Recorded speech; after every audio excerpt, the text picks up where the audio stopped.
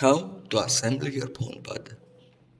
Alright, here's what you will need. Some solder, a soldering iron, a damp sponge to clean up the tip. So set your soldering iron to 300 degrees Celsius and rest it on its stand. We're working with an older PwnPad version, but it's fully compatible with the one you've ordered. You will need all the parts listed in the BOM, which you can find on our GitHub page. Let's begin with the soldering process. Starting with the passive components. You will begin with the resistors. We'll demonstrate how to properly solder the 10K resistor that connects to the reset button.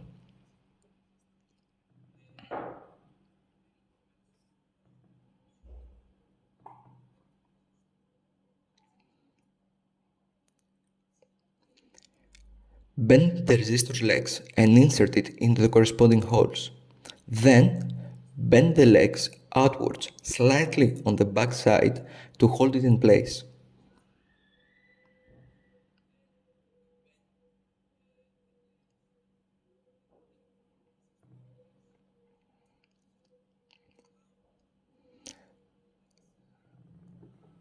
Now, let's switch to the microscope view. Touch the joint with a soldering tip for about a second, then feed in the solder. The second joint, you will see it's the correct one, clean and secure.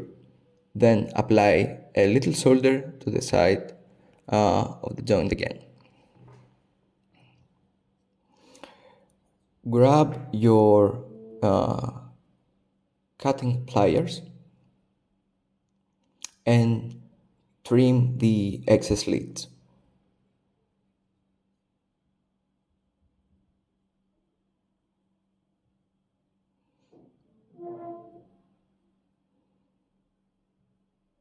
Perfect.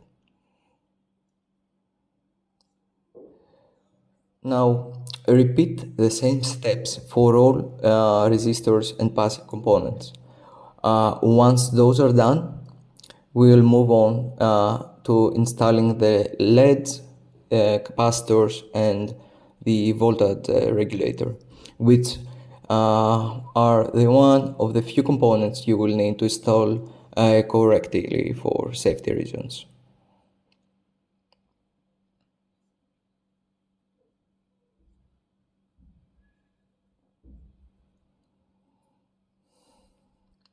Alright, fast forward now, see you in a moment.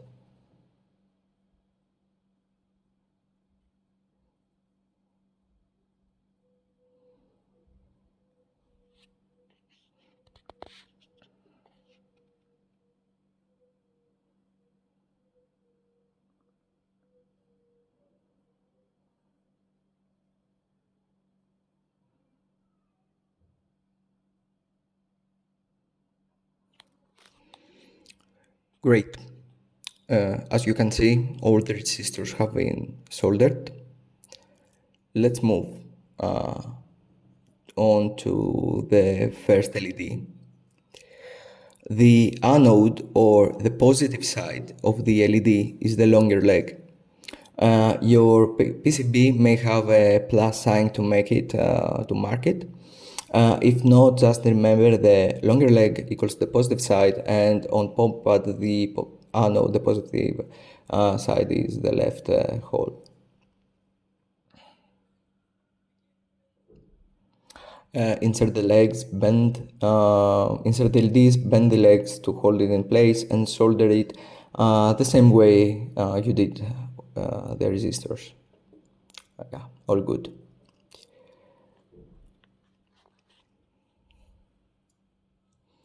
Now onto the capacitors.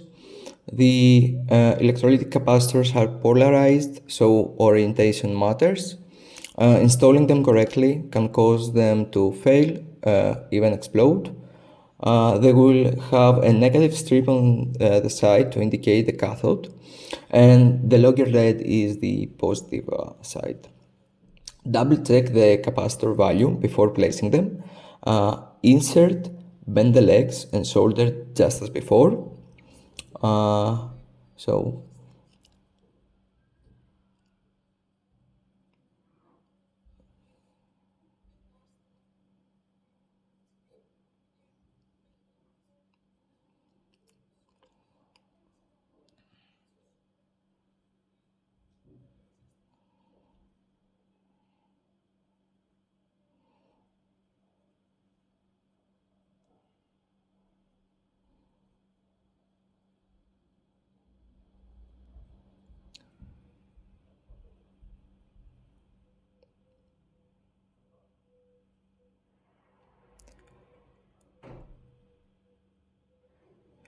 Once done, trim off the excess leads. Be careful to avoid any shortages.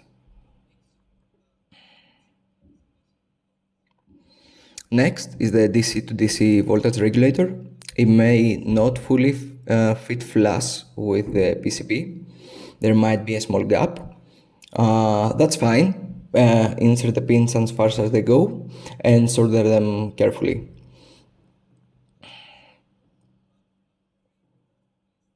We are going to jump again to the microscope view to refresh your memory how to properly solder these joints. Hold the iron to the joint, add solder and ensure there are no bridges. Then trim the extra pins using your pliers.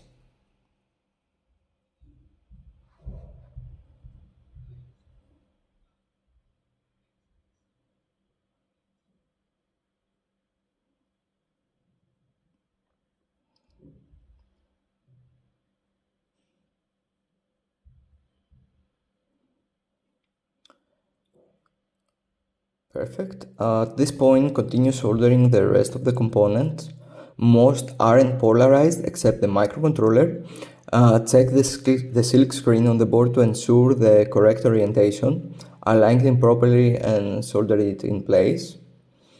Install and solder every remaining component on the board. When it comes to the battery connection, you have two options. Either a 9-volt battery connector or a barrel jack for external power. Note that you can supply the voltage regulator up to 12 volts, but no more than 12 volts, okay? Thanks for following along and happy hacking.